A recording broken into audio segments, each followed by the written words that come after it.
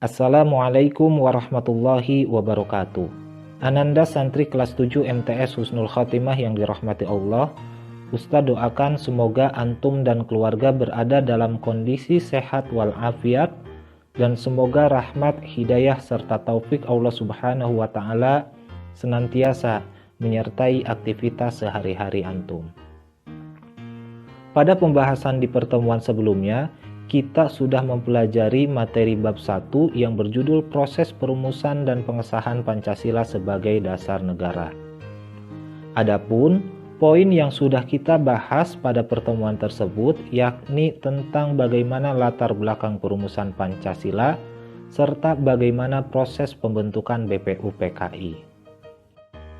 Untuk itu, di kesempatan pertemuan kedua ini kita akan melanjutkan pembahasan materi bab 1 tersebut, yang mana di kesempatan ini kita akan membahas mengenai bagaimana proses berlangsungnya sidang BPUPKI 1 secara singkat.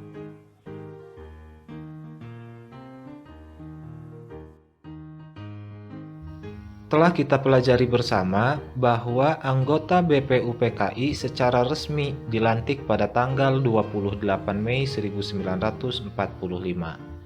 Keesokan harinya, yaitu tanggal 29 Mei sampai dengan tanggal 1 Juni 1945, anggota BPUPKI melaksanakan sidangnya yang pertama, yang bertempat di Gedung Chuo Sangiin. Gedung Chuo Sangiin itu terletak di Komplek Departemen Luar Negeri dan sekarang bernama Gedung Pancasila.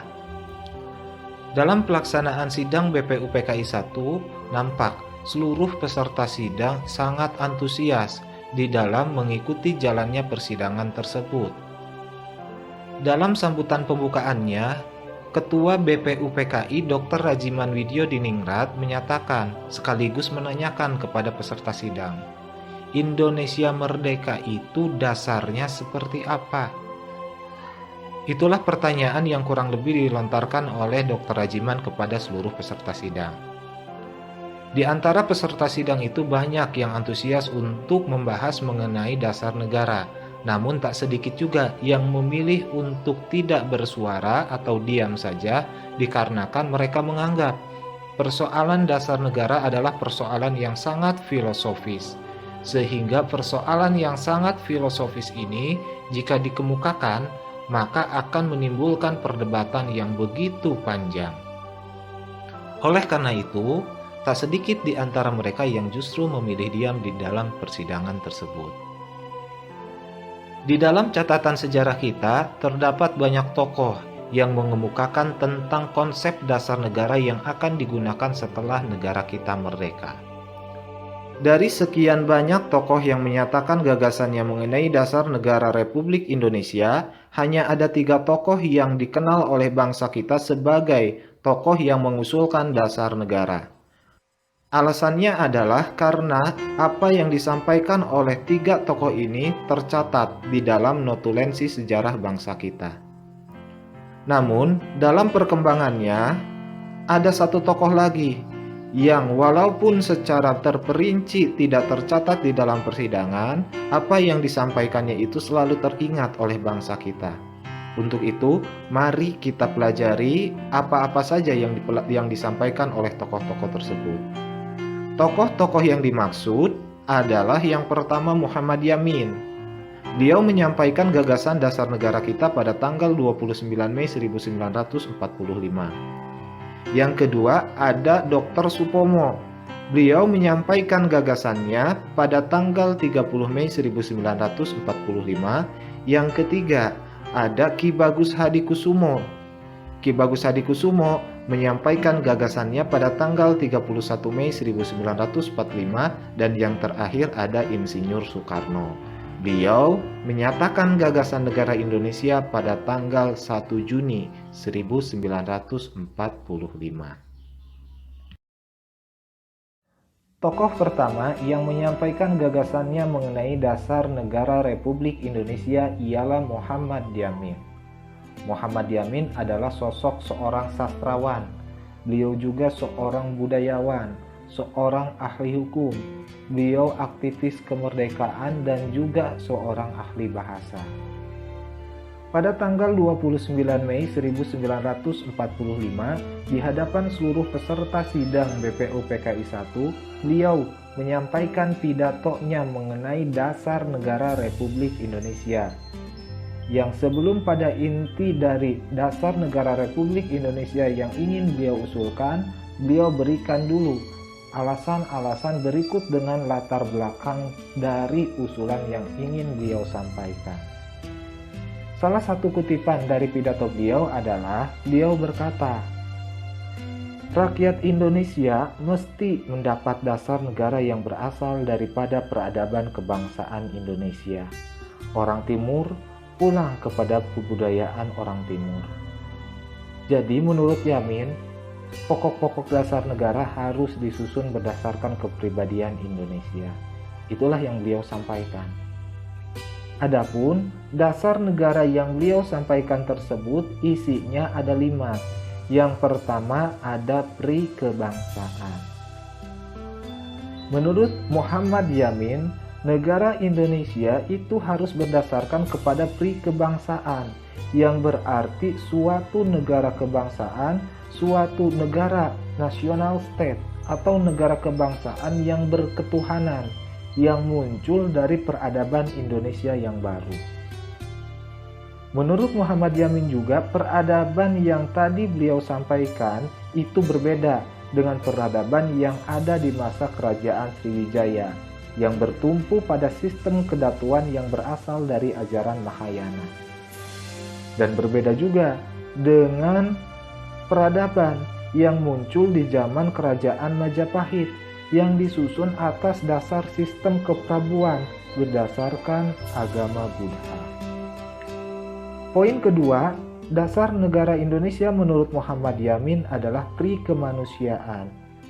Ini didasarkan atas pengakuan terhadap hukum internasional dan peraturan kesusilaan segala bangsa dan negara merdeka.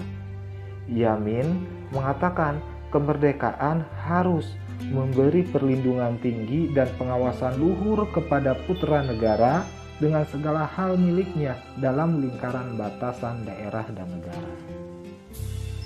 Poin ketiga, usulan Muhammad Yamin mengenai dasar negara ialah pri ketuhanan. Maksudnya adalah kesejahteraan Indonesia merdeka akan berketuhanan sebab bangsa Indonesia adalah bangsa yang berperadaban luhur yang mempunyai Tuhan yang Maha Esa. Yang keempat, pri kerakyatan. Pri kerakyatan maksudnya adalah negara Indonesia berlandaskan pada permusyawaratan, perwakilan, dan kebijaksanaan. Dan yang terakhir, usulan dari Muhammad Yamin adalah kesejahteraan rakyat. Hal ini berarti negara Indonesia harus dilandasi oleh keadilan sosial.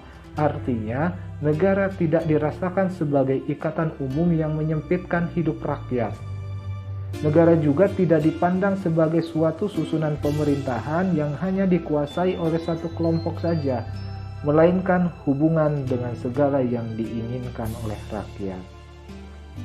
Itulah dasar negara yang disampaikan oleh Muhammad Yamin, yang terdiri atas 5 poin, yang pada intinya beliau menyampaikan dasar negara tersebut isinya sebagai berikut: 1. Pri kebangsaan, 2. Pri kemanusiaan, 3. Pri ketuhanan, 4. Pri kerakyatan, dan kelima, kesejahteraan rakyat.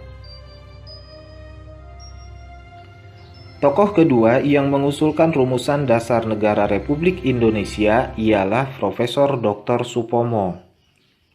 Menurut Supomo, negara merdeka harus memiliki wilayah, rakyat, dan pemerintah yang berdaulat atas hukum internasional. Supomo mengusulkan setelah Indonesia terbentuk sifatnya harus bersatu dalam satu kesatuan. Negara tidak hanya mempersatukan golongan mayoritas, tapi juga seluruh lapisan rakyat. Supomo juga menentang Indonesia dijadikan negara Islam, seperti keinginan para golongan Muslim waktu itu. Ia berpandangan urusan agama harusnya dipisah dari urusan negara. Di dalam salah satu kutipan pidatonya, sebagaimana yang tadi sudah disebutkan, beliau berkata, Maka teranglah tuan-tuan yang terhormat, bahwa jika kita hendak mendirikan negara Indonesia yang sesuai dengan keistimewaan sifat dan corak masyarakat Indonesia, maka negara kita harus berdasar atas aliran pikiran negara yang integralistik, negara yang bersatu dengan seluruh rakyatnya dan mengatasi seluruh golongan-golongannya dalam satu lapangan apapun. Itulah salah satu kutipan dari pidatonya Supomo. Supomo kemudian menyampaikan usulannya soal dasar negara. Menurut dia, ada 5 prinsip yang bisa dijadikan dasar negara. 5 prinsip itu yakni 1. Persatuan, 2. Kekeluargaan, 3. Keseimbangan, 4. Musyawarah, 5. Keadilan rakyat. Isi pidato dari Supomo tersebut mengisyaratkan bahwa dasar negara kita harus mensyaratkan adanya sebuah persatuan dan kesatuan. Tokoh ketiga yang menyampaikan gagasannya mengenai dasar negara Republik Indonesia ialah Ki Bagus Hadikusumo. Nama Ki Bagus Hadikusumo mungkin terdengar asing di telinga kita, karena nama beliau tidak setenar nama Insinyur Soekarno, tidak pula seterkenal Muhammad Hatta, atau juga nama pesohor-pesohor negeri lainnya di masa itu. Namun, yang harus kita tahu, Ki Bagus Hadikusumo merupakan salah satu tokoh BPUPKI yang mempunyai jasa besar di dalam proses perumusan dasar negara Republik Indonesia. Usulan beliau mengenai dasar negara Republik Indonesia ialah beliau meminta agar dasar negara Republik Indonesia itu berdasarkan atas ajas Islam atau berdasarkan atas syariat Islam, sehingga bentuk negara kita pun adalah negara Islam.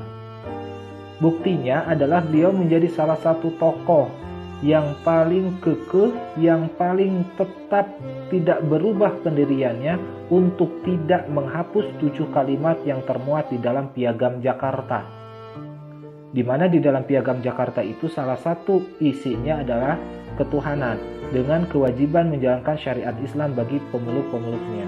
Beliau meminta agar kalimat dengan kewajiban menjalankan syariat Islam bagi pemeluk-pemeluknya itu tidak dihapus. Walaupun pada akhirnya atas desakan dari Abikusno Cokrosuyoso, salah satu partner beliau sebagai salah satu perwakilan dari golongan Islam, akhirnya beliau menerima untuk menghilangkan 7 kalimat tersebut dan diganti dengan kalimat ketuhanan yang Maha Esa. Namun dengan catatan, beliau menginginkan kalimat ketuhanan tersebut diposisikan sebagai dasar negara yang pertama. Itulah singkat cerita mengenai usulan Ki Bagus Hadikusumo mengenai dasar negara Republik Indonesia. Setelah Muhammad Yamin, Supomo, dan Ki Bagus Hadikusumo beserta tokoh-tokoh lain di dalam sidang BPUPKI 1 tersebut menyampaikan gagasan mereka tentang dasar negara yang justru malah mengundang perdebatan sengit di antara mereka. Tibalah saatnya pada tanggal 1 Juni 1945 giliran Insinyur Soekarno memperoleh kesempatan untuk menyampaikan usulannya terkait dengan dasar negara yang akan digunakan oleh bangsa kita. Menurut Insinyur Soekarno, apa-apa yang disampaikan oleh tokoh-tokoh sebelumnya itu belum bisa menjawab terkait dengan pertanyaan yang sudah disampaikan oleh Dr. Rajiman Widyodiningrat tentang dasar negara apa yang akan kita pakai. Soekarno beranggapan mengenai dasar negara itu sesuatu hal yang fundamental, bukan sesuatu hal yang remeh. Di dalam salah satu kutipan pidatonya, beliau menyatakan bahwa nama dasar negara yang beliau usulkan itu adalah Pancasila. Isi kutipan pidato Bung Karno tersebut kurang lebih seperti ini. Saya namakan ini dengan petunjuk seorang teman kita ahli bahasa. Namanya ialah Pancasila. Kemudian setelah beberapa kali kemungkinan akan diperas hanya menjadi 3 asas dan 1 asas. Beliau berkata, Pancasila bisa menjadi Trisila. Trisila bisa menjadi Ekasila. Tetapi terserah tuan-tuan, mana yang tuan-tuan pilih. Akhirnya seluruh peserta sidang memilih Pancasila sebagai dasar negara dan menolak Trisila beserta Ekasila. Walaupun peserta sidang sudah memilih istilah Pancasila sebagai dasar negara kita, namun untuk rumusan isinya itu perlu disempurnakan lagi. Itu menurut peserta sidang. Dan yang perlu kita ketahui bahwa setiap kali pidato Bung Karno di sidang BPUPKI 1 tersebut selalu mengundang tepuk tangan dari seluruh peserta sidang. Sekarang kita lihat bagaimana isi rumusan dasar negara yang disampaikan oleh Insinyur Soekarno tersebut. Yang pertama, rumusan dasar negara menurut Soekarno yaitu kebangsaan Indonesia. 2. Internasionalisme atau pri-kemanusiaan. 3. Mufakat atau demokrasi. 4. Kesejahteraan sosial. 5. Ketuhanan yang berkebudayaan. Jadi, apa-apa yang disampaikan oleh Bung Karno itu merupakan salah satu acuan ketika para pendiri negara kita untuk selanjutnya menyempurnakan lagi rumusan Pancasila yang disampaikan oleh Insinyur Soekarno. Perlu kita ketahui bahwa ketika Insinyur Soekarno menyampaikan ide gagasannya mengenai dasar negara tersebut, itu disampaikan pada tanggal 1 Juni 1945. Sehingga oleh bangsa kita, setiap tanggal 1 Juni itu diperingati sebagai hari lahir Pancasila. Walaupun pada kenyataannya tanggal 1 Juni ini hanya sebatas melahirkan istilah nama Pancasila sebagai dasar negara. Karena untuk rumusannya ini dibahas di kemudian hari setelah sidang BPUPKI 1 ini selesai dilakukan. Dan penetapan akhirnya mengenai rumusan dasar negara yang final yang didasarkan kepada kesepakatan para pendiri bangsa, yaitu yang sesuai dengan hasil sidang PPKI 1, yaitu pada tanggal 18 Agustus 1945.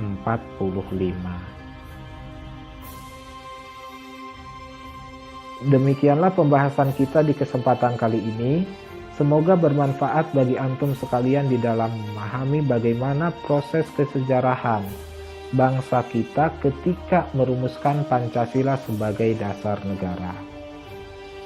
Sebelum menutup pembelajaran, Ustadz ingin mengutip salah satu ucapan dari Bung Karno.